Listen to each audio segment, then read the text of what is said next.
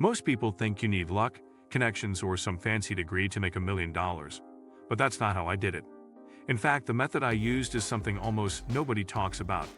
Not because it's complicated, but because most people don't even know it exists. I didn't start with money. I didn't start with experience. I started by finding something hidden in plain sight. A tiny opportunity with almost no competition that quietly turned into $1 million machine. In this video, I'm going to expose the exact method I used, step by step, so we can understand how I turned an overlooked idea into a seven-figure reality. Today we'll talk about how I made $1 million using a method nobody talks about. So, before we start, make sure to hit the like button and subscribe to my channel. 1. The unexpected beginning. When I realized traditional advice was broken. Most people are told the same old roadmap. Get a degree, follow a single career path, save 10% of your income, invest in index funds, and maybe, if everything goes right, you'll retire with enough money to enjoy life. But when I looked at wealthy people around me, I noticed something strange. Almost none of them followed this formula. They made money through leverage, hidden opportunities, or skills that weren't being talked about publicly. This realization pushed me into a lonely search, exploring unconventional strategies that didn't make sense to most people around me. What I discovered not only changed how I thought about money, but eventually generated over $1 million using a method almost nobody discusses, teaches, or even knows exists. 2. What nobody talks about actually means the invisible wealth skill. The method I used wasn't some secret crypto coin, high-risk stock strategy, or overnight hack. It was actually a skill, an invisible one, that quietly makes millionaires. The skill is attention arbitrage. Finding places where attention is undervalued, capturing it early, and building digital assets before the majority catches on. Most people don't even realize attention has a price. They only realize it when ads become expensive and saturated. I learned that if you can predict where attention will flow before everyone else does, you can create or acquire digital real estate that becomes incredibly valuable later. Once I mastered this, every move I made became profitable, because I wasn't competing in crowded markets. I was entering untouched ones. 3. The discovery. How I stumbled into attention arbitrage by accident. My first exposure to attention arbitrage was accidental. I noticed a niche community exploding on a new social platform, yet nobody was monetizing it. The searches were rising, conversations increasing, and creators gaining followers without even trying. But the niche had no professional content, no high-value pages, and no paid offers, just interest and demand. I decided to create a simple digital product and a set of niche-specific pages, expecting maybe a few hundred sales. Instead, the product took off because I was first. This was the moment I realized. The first person to capture attention in an emerging area has unfair advantage. That single experiment planted the seed for my entire $1 million strategy. 4. Step 1.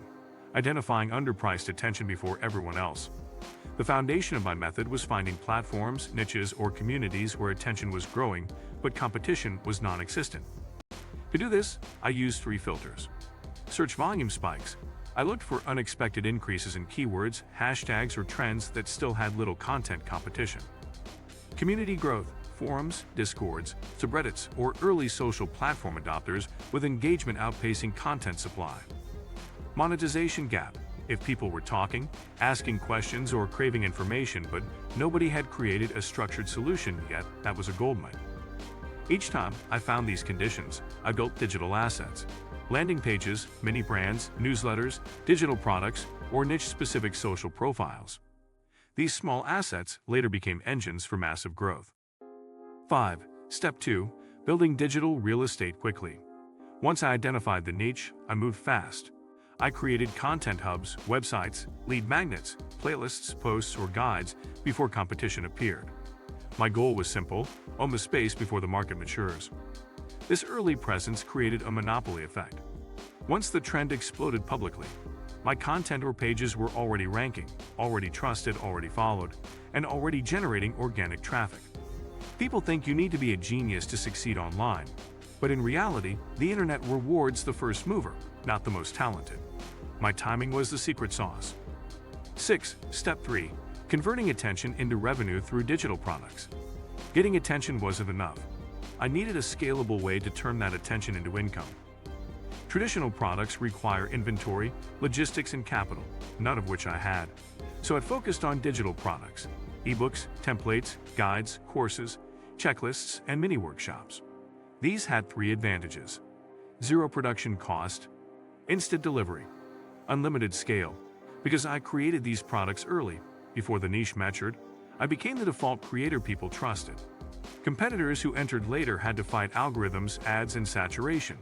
I was already positioned as the authority. 7. Step 4. The compound effect of owning early audience assets. The beauty of attention arbitrage is compounding. Once you own multiple sources of attention, SEO pages, social profiles, email lists, and digital communities, the revenue begins stacking. A single product might make $5,000 at launch. A second product might generate $9,000. But once you create a system of content, attention product, email list, upsell, things explode. I eventually had a network of niche websites, several authority social pages, email lists in multiple micro-industries, a catalog of digital products. Each new trend I entered amplified the others. One audience helped boost another. One email list boosted a different product. By the time I realized what was happening, I had multiple streams generating revenue 24/7. 8. Step 5. Diversifying into multiple undervalued niches. Once I mastered the method, I didn't stop at one niche. I repeated the formula. Spot early attention. Plain digital real estate. Create a monetization offer, repeat. I expanded into 6 additional markets, all before mainstream creators arrived. Some made small amounts, $20,000, $40,000. Others made hundreds of thousands. One niche alone generated nearly $450,000 in under a year. The important part wasn't luck. It was timing, pattern recognition, and speed. Most people underestimate how much money exists in small, uncompetitive niches. I built a $1 million empire out of invisible opportunities. 9. The back-end stack. Automations that printed money while I slept. To maximize profits, I built automations that allowed attention to convert into revenue without me manually doing anything. My system included automated email sequences, pre-built funnels, auto-posted content, follow-up upsell flows, customer onboarding pages, post-purchase recommendation engines. Once the system was built, every new follower, reader, or visitor entered a machine that nurtured them and converted them. This is the stage where my income became predictable and scalable. 10. The turning point. When the money became life-changing, my first $100,000 was shocking. My second $100,000 came faster. But the moment I crossed $1 million, something changed. I wasn't grinding for income anymore. I was building systems that generated wealth. I went from chasing opportunities to attracting them. Business owners started reaching out for partnerships. Platforms offered paid collaborations. I reinvested profits into new digital real estate assets and watched the machine grow even bigger. If you like this video and would like to see more like it, please give it the thumbs up. Leave a comment and click the button to subscribe.